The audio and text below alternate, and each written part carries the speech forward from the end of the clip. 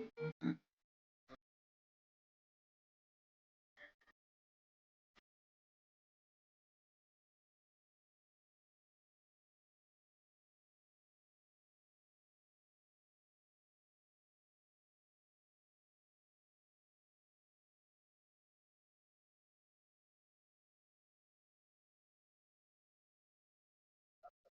عارف ان هم مركزهم في المركز ال 18 عندهم 10 نقاط.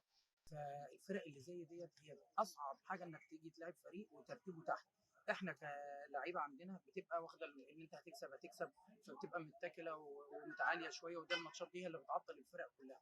تاني حاجه هم موقفهم الصعب ده هيخليهم مشدودين، وهيخليهم كل اللي بيجي الكهرباء دلوقتي كل امله ان هو ما يجيش في جون يطول الوقت. كابتن ياسر طبعا قعدنا معاه وعملنا استعداد كامله مدروسه بكل حاجه، بالتوقيتات بدرجات الحمل بكل حاجه. كابتن ياسر اداني المساحه كامله فتره الاعداد ان انا اعمل شغلي كله، واقف في ظهري. وطبعا ما ننساش دور النادي مساندنا في كل الامكانيات، حاجه محترمه جدا.